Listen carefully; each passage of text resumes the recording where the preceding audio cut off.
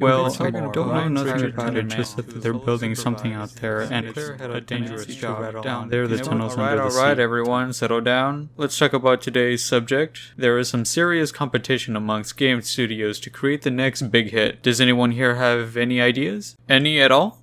You, what you got? Well, sir, what I was thinking is we can make an RPG where the main character has amnesia and has to discover their past in order to save the world. Come on, man. That's literally all of Square Enix's games. Anyone else got any other ideas?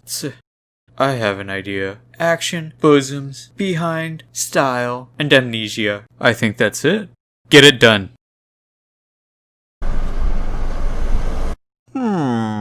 Which one? Ah, this looks neat. Perfect! One of the most interesting games of the early 2010s came out. Sure, it was obviously flexualized as far as the eye can see, but this game took it and combined it with a nice steaming fresh batch of style. This is Bayonetta on the PlayStation 3. We are going to appreciate, review, and critique it to see if it's worth our time. Developed by Platinum Games, released early January in 2010 in America. But in Japan, they dropped it out earlier on October 29th, 2009. It sold very well, but unfortunately, according to Platinum's president, it didn't meet their expectations in sales. So dang, no more Bayonetta sequels or non-existent chance of Bayonetta ever being added to Smash. This title makes it obvious that it was inspired by Capcom's Dante from Devil May Cry series. A lot of what was present in those games find their way onto here. To begin with, Capcom had their version of the hyper-flexualized character known as Dante. Dante was a mixture of that and being badass and cool. And over here we have Bayonetta, which is like a smoothie of style and coolness and flexualization. But aside from all that nonsense, it's still a hack and slash with an elegant style soundtrack that just sets the overall entire theme for the game. It knows how to make the player feel badass and provide visually entertaining gameplay along the way. Y'all know what I mean.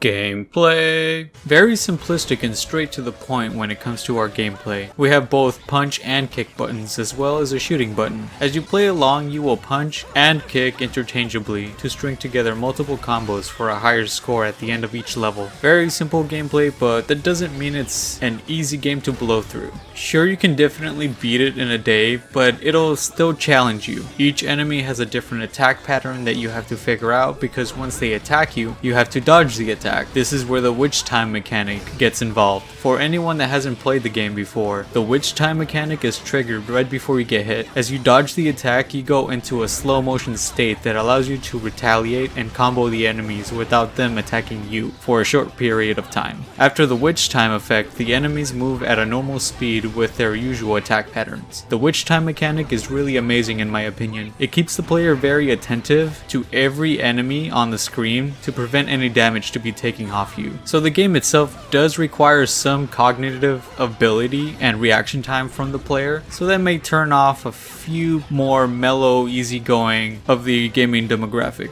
It blends in different enemy types that are each different in their own way, making each one a different experience to fight. For example, the basic low enemy, the Affinity Angel, they have a very obvious tell on when they are going to attempt to hit you. As soon as they raise their weapon, a sound plays that makes it clear that this dude is really about to try his luck with the player.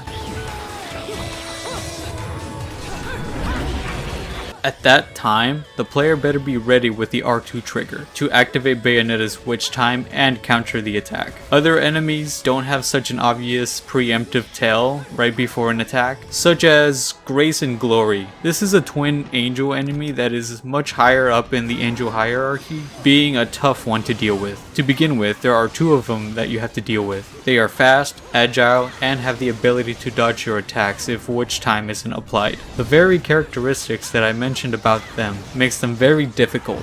On top of that, they have no tell on when they will strike. You have to be very vigilant and attentive to their attack patterns for these guys when fighting them. But that honestly is why I really like the game. It tests the player on their quick thinking and reflexes to get themselves out of a tough spot.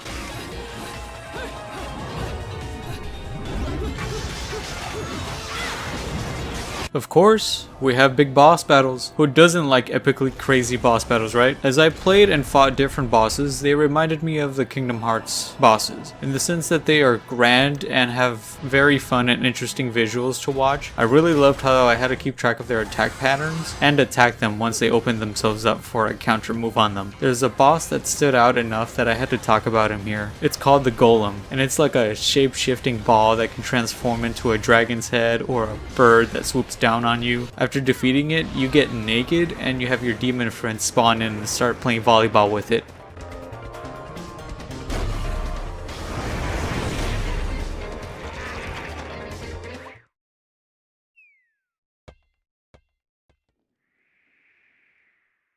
And then beat it into a pulp. Lamau.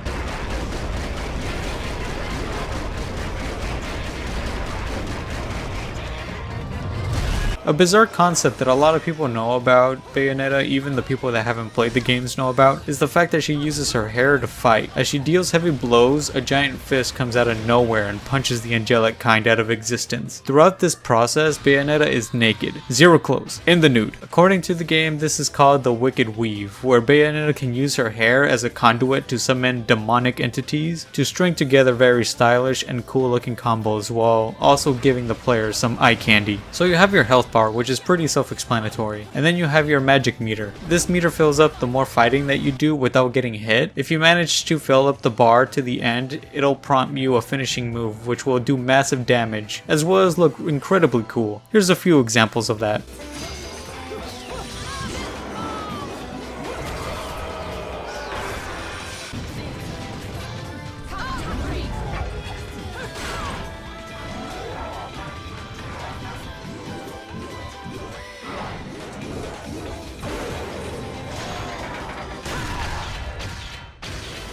After you finish a level, you have the chance to visit the Gates of Hell, which is a shop location where you can buy weapons, accessories, items, and techniques. Everything is very expensive, so it does require a lot of saving up of your halos. Halos are the form of currency in this game. After defeating angels, they drop halos that you can use to purchase all the stuff I just mentioned. Angel Attack is a minigame that you can play in between levels that can grant you more halos or items that you can use for healing or buffs. Because everything in the shop is pretty expensive, so I can always pick the option to convert my score for more halos. The minigame has you attempting to shoot the angels as if they were a carnival game and get the highest score. You get more attempts if you pick up a bullet looking object that you can find within the levels scattered hidden within the destroyable objects. The game constantly has destruction happening in the background and in the environment that you play in. There is a point in the game where it changes its pace and you end up riding a motorcycle along this long road fighting angelic cars. Yes, angelic cars that you have to fight as you speed down the highway.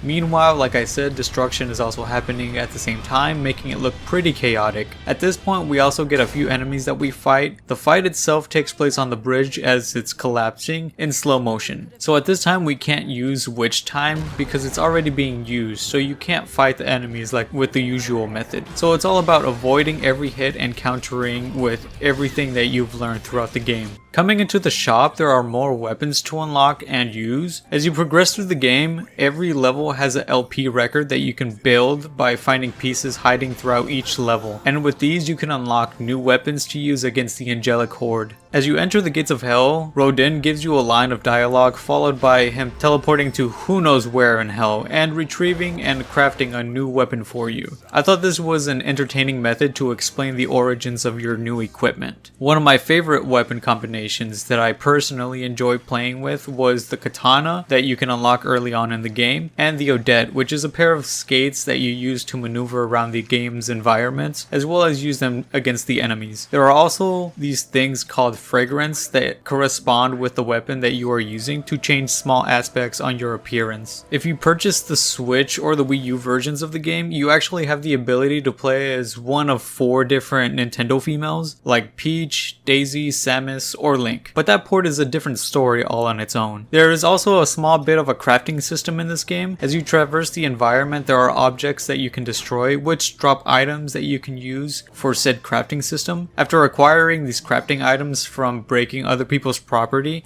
you can open up your menu and make items that you can improve your abilities. For example, you can make an item that heals you, also an item that increases your defenses, or you can make an item that raises your attack and damage output, which does come in handy a lot. You can of course purchase these items from the shop, but like I said before, they are pretty expensive and it's better to just craft these things instead. You can use your hard-earned halos for useful things like techniques for Bayonetta to use, as well as unlock new alternatives for weapons that you unlock from the LP records.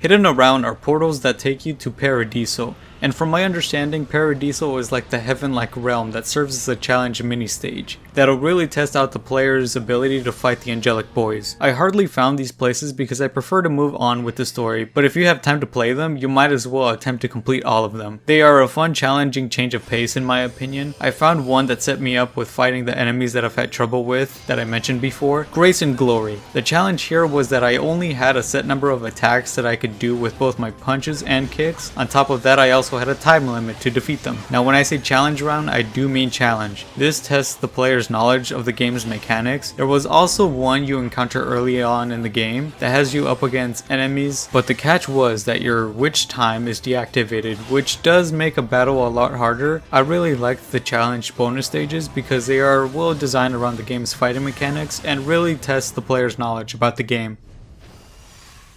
Sound design. This aspect of the game really gave itself character and brought the overall game together for what it is. This particular aspect stood out to me from the very beginning of the game, before I even started playing it. We get this great intro cutscene that establishes the mysterious plot of the game, and directly afterwards we get the letters of the title flying at you only to display the game's title at you with the utmost intensity. Afterwards we hear a background voice saying the title of the game.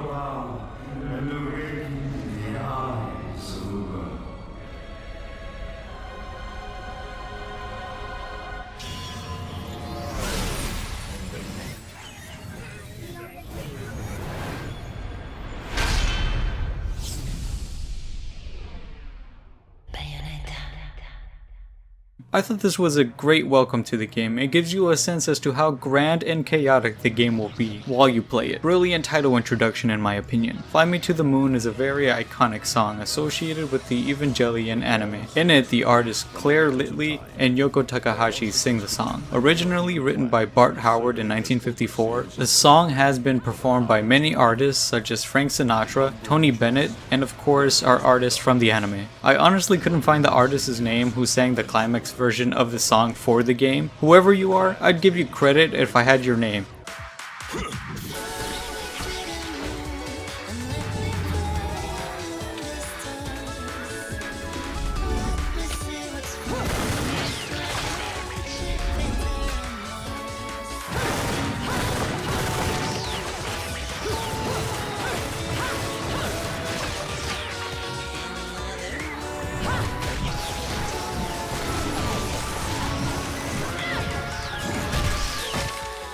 It was an amazing cover and it fit the aesthetic of the game perfectly. I'm not entirely sure, but I believe the same person that sang that song also worked on Bayonetta's theme, called The Mysterious Destiny, which plays every so often during battles. The song deals with the mysterious past that Bayonetta has, as well as dive into the sadness and loneliness that she has experienced as a character. It's very upbeat and sounds really great. I can honestly vibe hardcore to this, but after doing the research to this video and this particular song, it hits me different knowing the actual lyrics to the song. It caught me by surprise seeing how much detail they actually put into this when it comes to the music and the OST of this particular title.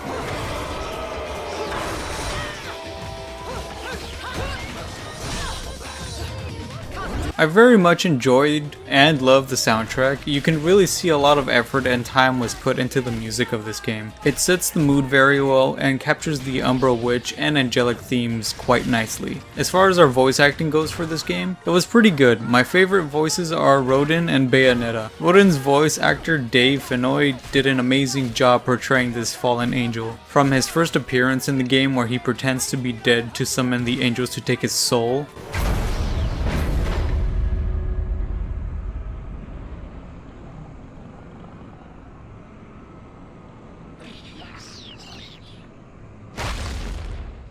next time you want your hands on me, you better make sure I'm dead. Now move out the way.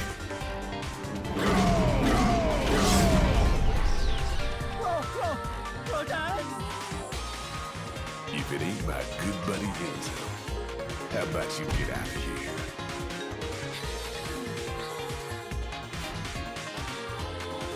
You die, and I'm gonna have to go back in that hole chasing after the money. to the majority of his appearances running his Gates of Hell bar. Dave Fennoy really portrays this badass character amazingly and brings this character to life with his deep, strong voice. I actually never realized until now that Dave also did the voice for Lee Everett, the main character that you play as in season 1 of Telltale's The Walking Dead. His work is great and I believe he deserves more roles like his Rodin. Helena Taylor did an equally memorable job capturing the dark Umbra witch we know as Bayonetta. From what I've seen of her previous work, she hasn't really done anything really as big as her role voicing our hero, or in this case, anti-hero. Like she played as Serafina in the movie adaptation that no one remembers of the book Golden Compass. I remember watching that movie when I was little in theaters, and all I can remember was that the movie had a polar bear in it, and I can't remember if it talked or not. But anyways, Helena has continued her work with the Bayonetta character for both the video games and the anime movie. Presentation! Whoa, this looks incredible, and with the music track selected, makes the scenery just breathtaking to look at. As I've mentioned before, this game has entertaining visuals, animations, and cutscenes. Yes, a lot of it is pretty dang flexualized. I think that is pretty obvious. Like, that's literally the selling point of the game. But that's what makes it really fun to watch. The animation team had great amusement working on the Bayonetta movements for sure. Like this part where you enter the Gates of Hell for the first time and Rodin offers you some weapons for your ventures forward. She has her super over-the-top animation where she equips them and at the same time Rodin is mixing a drink for her. Honestly, Rodin is a complete badass, hands down one of the coolest characters in video games.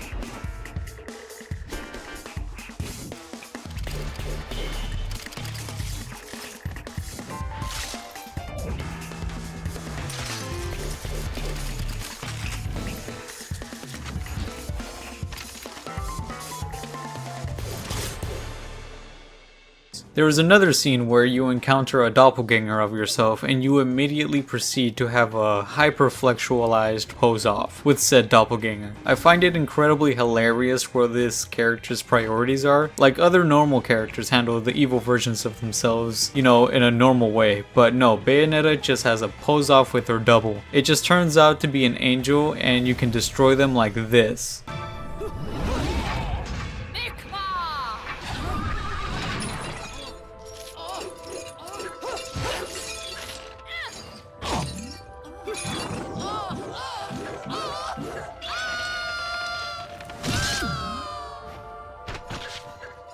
Yeah, this game is something else. With the PS3 being a pain to actually develop video games for, this game has some frame rate drops that do pop in here and there. Apparently the game runs at 30 frames per second, but it isn't locked to it, so it does have a range that it likes to fluctuate, as opposed to the 360 version that comes at 60 frames per second. It does have some long load times, which makes it kind of a pain when it comes to dying over and over, as you have to sit and wait through every load screen, but at least you can skip a cutscene right before a boss boss battle. As it loads, it actually lets you practice some combos, as it lets you roam free while you wait to get back into the action. Not many games have a loading screen that lets you interact or move, so having to wait isn't so bad. For frame rate issues and load times, it's honestly better to pick up the more recent current versions of the game, as load times are far better. I own it on the Switch and it plays much better and smoother compared to the PS3 counterpart, but having shorter load times prevents you from experimenting combos during the load screen, but it's not the worst thing in the world. If you want to talk about entrances, let's talk about the way they introduce the angelic kind. We get some badass introduction scenes where the enemy does things to intimidate us while having the most angelic church music in the background.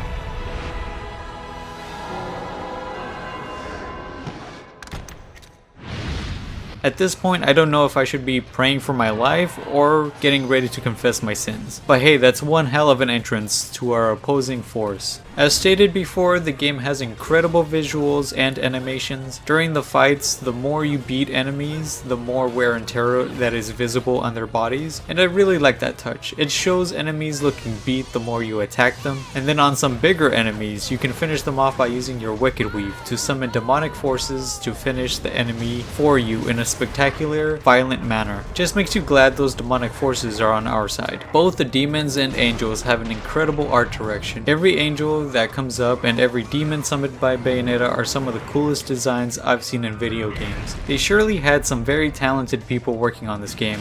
And it shows. There are some environment sections that do get recycled that you visit in the game. For example, pieces of levels get sewn together to form its own level, but that isn't really a complaint. In this game's case, it was actually pretty resourceful. The environments don't really matter too much in games like this because combat is more of a priority, although it would have been nice to see different looking sections per level, but that's not a big deal. It works. After some analysis of this game, I can say this was a fantastic and fun game. It was fast paced and never seemed to be stale or boring. There was always some crazy feces just waiting around the corner to surprise you. Although Bayonetta might be the most flexualized character of all time, it just fits her personality. She is badass and elegant and doesn't take no fecal matter from no one. For anyone that is thinking of buying the game, go ahead and buy it. It's safe to say it's well worth the money. If you have it sitting in the backlog, go ahead and play it. At the very least, play it once, but it has to be played in normal mode for the best experience. Otherwise, anything easier just makes you flow through the game without undergoing cool gameplay and challenge that this title has to offer. Well, that's it for me. I appreciate you taking the time and watching my video, and I'll see you all next time.